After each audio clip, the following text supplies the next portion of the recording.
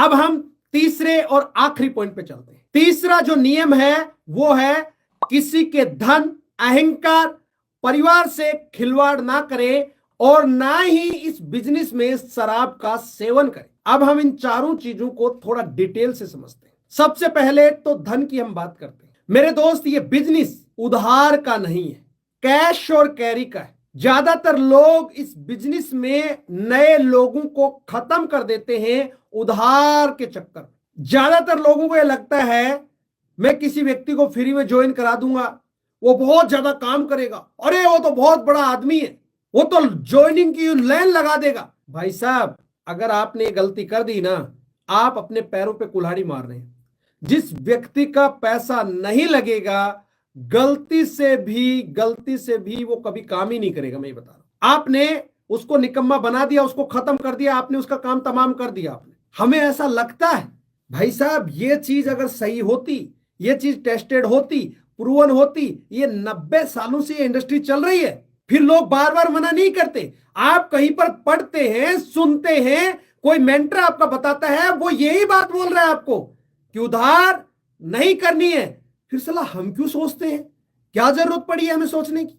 क्योंकि उधार का ये बिजनेस नहीं है।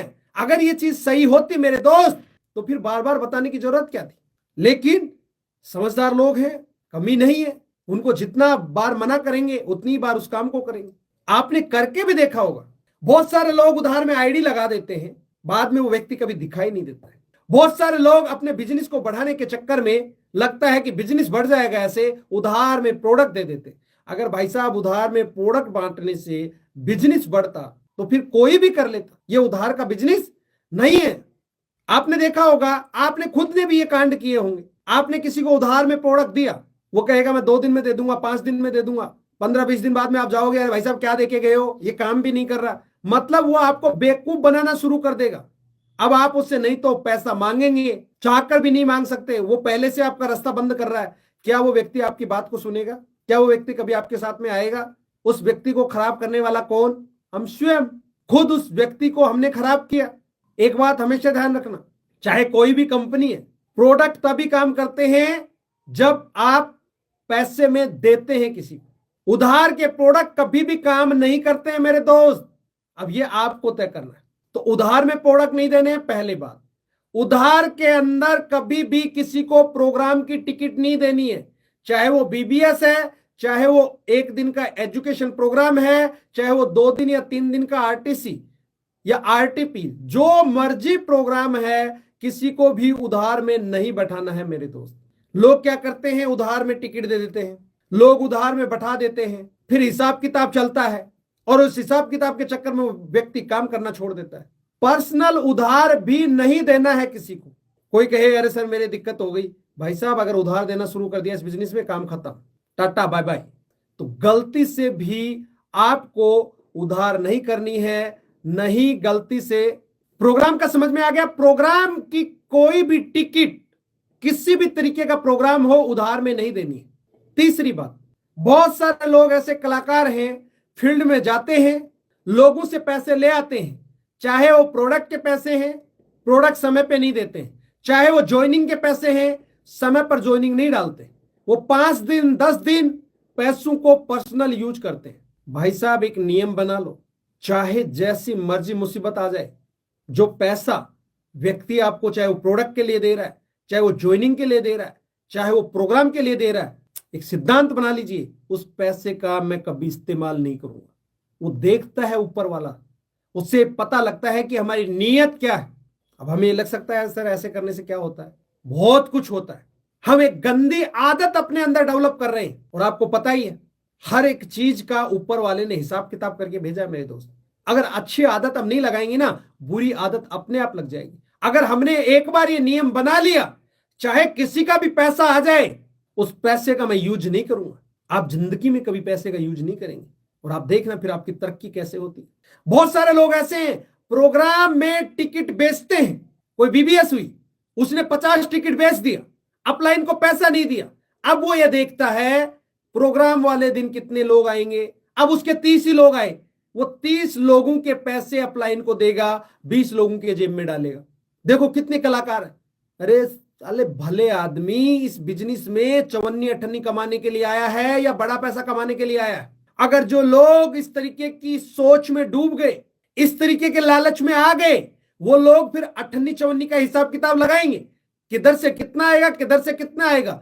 उनका वो फोकस हट जाएगा जिस काम के लिए वो आए थे। गलती से भी ऐसा काम नहीं करना है मेरे दोस्त। बहुत सारे लोग करते हैं, 1000 रुपए की ज्वाइनिंग होती है, लोग 1500 रुपए ज्वाइनिंग ले लेते हैं। प्रोडक्ट 1000 रुपए का होता है, 1100 रुपए ले लेते हैं। बहुत कलाकार लोग हैं। और मैं आपको जो बातें बता रहा हूं वो बिल्कुल फैक्ट बता रहा हूं। लोग ऐसा करते हैं और आज तक ऐसे लोगों को मैंने कभी कामयाब होते हुए नहीं देखा मेरे दोस्त। तो कभी भी किसी के पैसे के साथ में खिलवाड़ मत करना, किसी भी तरीके से। अब बात करते हैं धन के बाद में ईगो की। कभी भी किसी के ईगो को ठेस नहीं पहुंचानी है। आप किसी को प्लान दिखाने गए, किसी ने कुछ भला बुरा बोल दिया, नाराज नहीं होना है, उसके साथ डिबेट नहीं करनी है, उसके साथ वाद विवाद नहीं करना है, उसके साथ झगड़ा नहीं करना है। अगर उसकी ईगो को एक बार आपने ठेस पहुंचा दिया तो आपके साथ कभी भी नहीं आएगा। हो सकता है वो 2 4 6 महीने बाद आ जाए, लेकिन अगर आप ये करके आ गए तो कभी भी आपके साथ आने वाला नहीं है। कोई व्यक्ति आपके साथ काम कर रहा है, आपसे उम्र में ज्यादा है, आप उसको रेस्पेक्ट नहीं दे रहे। देखो मुद्दा ये नहीं है कि जो भी व्यक्ति इस बिजनेस को ज्वाइन करेगा वो आपकी तरह काम ही करेगा। हर एक व्यक्ति की जो प्रायोरिटी है, प्राथमिकता है, वो सबके अलग अलग है। हर एक व्यक्ति का मकसद इस बिजनेस में आने का अलग अलग है। कोई आदमी मान सम्मान के लिए आ रहा, कोई व्यक्ति घूमने के पर्पज से आ रहा, कोई व्यक्ति प्रोडक्ट को इस्तेमाल करने के पर्पज से आ रहा, और हम उसको कुछ ना कुछ बोले जा रहे हैं। तो कभी भी किसी भी व्यक्ति की भावनाओं को, ईगो को ठेस ना पहुंचाए। आप एक बहुत बड़े व्यक्ति को खो सकते हैं सॉरी। और एक चीज मैं और ऐड करना चाहूंगा, पैसे वाली बात में आपने देखा होगा कि बहुत सारी आज के समय में चीट फंड कंपनी चल रही है, लोगों के पैसों के साथ खिलवाड़ कर रहे हैं, लालच के चक्कर में आके लोगों की खून पसीने की कमाई को खराब कर रहे हैं। ऐसे लोगों से बच के रहना मेरे दोस्त। एक बात हमेशा जिंदगी में याद रखना, कोई भी व्यक्ति अगर आपको आकर ये बोल रहा है रातों रात करोड़पति, अगर आप इस बात पे आ गए तो ये मान लो आपने भी अपनी जीवन लीला खत्म कर ली है। फिर उस व्यक्ति के चक्कर में आप आ गए कि रातों रात आप करोड़पति बन जाएंगे, मेरे पास ऐसा प्लान है, ऐसा मेरे पास में कोई प्रोजेक्ट है, ये मान लो कि वो व्यक्ति आपके साथ में बहुत बड़ा ब्लंडर करने वाला है।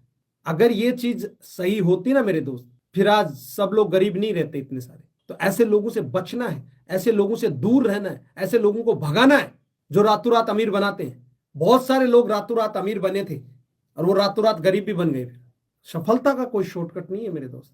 तो गलती से भी ऐसे लोगों के चक्कर में नहीं आना है। और इस तरीके की जो भी कंपनियां हैं वो नेटवर्क मार्केटिंग या डायरेक्ट सेलिंग है ही नहीं, वो तो मनी रोटेशन का काम कर रहे हैं, लोगों को बेवकूफ बना रहे हैं, लोगों की खून पसीने की कमाई को हड़प रहे हैं।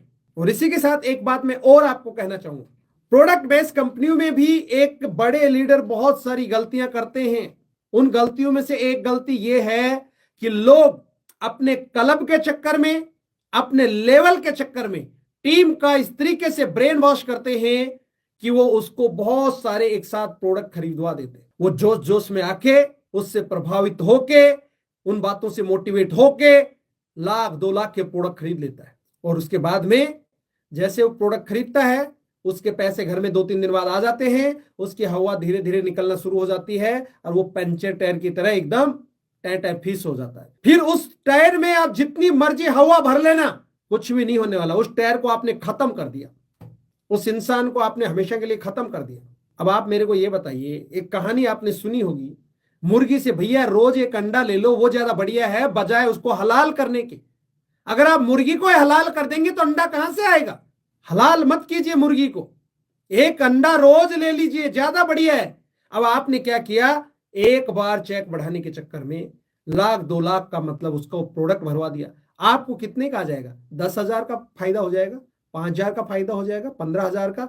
मेरे दोस्त, आप अपने 5, 10, 15,000 के चक्कर में उस व्यक्ति की जीवन लीला खत्म कर दी, उसके 2 लाख रुपए को डंप कर दिया, एक मतलब डायमंड का मर्डर कर दिया आपने। अब मेरे को ये बताइए, ऐसे लोग फिर आप ही के सामने आएंगे, आप ही के बिजनेस को खराब करेंगे, आप ही के दिमाग को खराब करेंगे। तो ऐसा काम क्यों करना है? गलती से भी ऐसी गलती नहीं करनी। काम कम कर लेना लेकिन बढ़िया करना है, गलत नहीं करना है, ऐसा कलंक माथे पे नहीं लेना है। लालच में नहीं आना है। लालच में मेरे दोस्त कोई भी कामयाब नहीं हुआ। आज देखो लालच के चक्कर में कितने सारे लोग अमेरिका गए, कोई 60 लाख, कोई 70 लाख, उनकी कहानी में भी देख रहा हूं, सुन रहा हूं, सला दर्द तो बहुत होता, करेंगे। अब वो खुद ही बेवकूफ बन जाते हैं। वसीम जी नमस्कार।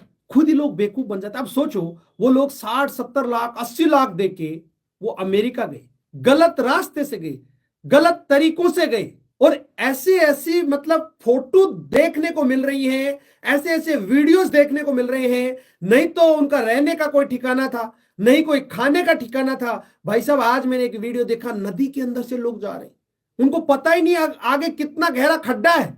ऐसे जंगलों के बीच से जा रहे हैं जहां के बारे में हमें कोई आइडिया ही नहीं है। कौन आए, कौन खा जाए, कौन मार दे, कोई पता ही नहीं है। अगर कोई बीमार हो रहा है वहीं छोड़ दिया उसको मरने के लिए। भाई साहब क्या करोगे ऐसी जिंदगी, ऐसी जगह जाके क्या करोगे आप? इतना पैसा तो यहीं पर कहीं ना कहीं कोई बिजनेस में, कोई काम में लगा देते तो आराम से मतलब काम करते। अरे भाई साहब काम भी नहीं करना जानते, उसकी एफडी ही करवा देते। इतने पैसे में तो आराम से बैठे बैठे अपना पेट तो भरते, किसी की सिरदर्दी तो नहीं थी। और अब वो पैसे भी चले गए, जिंदगी भर की टेंशन ले ली आपने। बहुत सारे लोग इसमें देखना सुसाइड कर लेंगे। अब कोई उधार लेके गया है, कोई जमीन बेच के गया है। अब बहुत सारे लोग ऐसे हैं, ये लो जी हमारा तो स्टेटस का सवाल, हमारा तो बेइज्जती हो गया। तो भाई साहब कर्मों की सजा मिलती है, जो जैसा कर्म करता है वैसी सजा मिलती है। उसमें नहीं अमेरिका की गलती है, नहीं उसमें भारत की गलती है, और नहीं उस भेजने वाले की गलती है। उसने तो तेरे को बताया रास्ता, तो उसके चक्कर में आ गया। अगर दूसरों के हिसाब से जिंदगी को जियोगे, आपकी जिंदगी का रिमोट कंट्रोल अगर दूसरों के हाथ में है, तो लोग ऐसे नचाएंगे आपको जिस तरीके से वो चाहते हैं। तो आपको बात समझ में आ गई होगी। किसी के भी ईगो के साथ में खिलवाड़ ना करें। तीसरा है परिवार। इस बिजनेस के अंदर किसी की बहन आती है, किसी की मां आती है, किसी की बेटी आती है। यह एक पारिवारिक बिजनेस है। आपका करेक्टर एकदम स्ट्रांग होना चाहिए, और ये चाहे आपका व्यवहारिक जीवन है उसमें भी ये बात लागू होती है। आपने बहुत सारे लोगों को देखा होगा जिनके पास में पर्सनल पावर है, जिनके पास में पोजिशनल पावर है, जो पैसे में बहुत ज्यादा मतलब पावरफुल लोग हैं। अगर वो लोग भी ऐसे कांड कर देते हैं, 1 मिनट में अर्श से फर्श पे आ जाते हैं। तो ये जो बिजनेस है ना मेरे दोस्त, इस बिजनेस में अपनी गरिमा को बना के रखना। अगर किसी भी घर की बहन, बेटी, मां आपके साथ जा रही है, सामने वाले परिवार को यह महसूस होना चाहिए कि मेरी मां, मेरी बहन, मेरी बेटी, मेरी मिसेज एक ऐसे व्यक्ति के साथ में है जो बिल्कुल सुरक्षित है। उसके दिमाग में गलत विचार नहीं आना चाहिए। का सामने आपको महसूस कराना है, उसका दिल जीतना है, आपको उसका विश्वास जीतना है उस परिवार का आपको। तब इस बिजनेस में आप आगे जा सकते हैं। आपको गलत लोग भी मिलेंगे। अगर आप मुद्दे से भटक गए, मैंने कल भी एग्जांपल दिया था, जैसे केजरीवाल अपने मुद्दे से भटका था, जनता ने नकार दिया, फेंक दिया। उसी जनता ने जिन मुद्दों के साथ में वो आया था, सिर माथे पे बैठाया था उसको, लेकिन जब वो मुद्दों से भटका, उसी जनता ने उतार के फेंक दिया उसको। कोई पूछने वाला नहीं है, खुद अपना चुनाव हार गया। सेम चीज है, लोग भरोसा एक बार करेंगे आपके ऊपर। अगर आपने गलती से ऐसे कांड कर दिए तो पूरी की पूरी टीम 1 मिनट में खत्म हो जाएगी। पूरा का पूरा बिजनेस ताश के पत्तों की तरह बिखर जाएगा। चाहे आप डायमंड हैं, चाहे आप डायरेक्टर हैं, चाहे आप डिस्ट्रीब्यूटर हैं, आप चाहे जो मर्जी है मेरे दोस्त, आप 1 मिनट में पूरा बिजनेस अपना खराब कर लेंगे। इसलिए गलती से भी ऐसा काम नहीं करना है। और बहुत सारे लोग जब अपना उद्देश्य भटक जाते हैं, मकसद को मतलब भूल जाते हैं, तो ऐसे लोग गलती कर देते हैं, फिर उनका यही हाल होता है। और लास्ट में शराब का सेवन अपनी टीम के साथ बिल्कुल भी ना करें। आपका पर्सनल लाइफ है, जैसे आपको जीना है जीजिए दोस्त, मेरे को कोई लेना देना नहीं है, टीम को कोई लेना देना नहीं है, लेकिन हर एक चीज का तरीका होता है। अब आप अपनी टीम के साथ में ढक्कन खोलेंगे, फिर आप उन लोगों से कहेंगे कि मेरी इज्जत करो, कभी इज्जत नहीं करेंगे। आप कहो कि बिजनेस दो, बिजनेस कभी नहीं देंगे। वो कहते हैं ना, दारू आदमी को ऐसी जगह पहुंचा देती है जहां से उसकी लीला समाप्त हो जाती है, शमशान घाट में पहुंचा देती है। बहुत सारे लोग पी के ड्राइविंग करते हैं, खुद मरते हैं, दूसरों को मारते हैं। मैं हॉस्पिटल में काम करता हूं, मेरे पास बहुत सारे लोग आते हैं, मैं आपको रियलिटी बता रहा हूं, जो बता रहा हूं।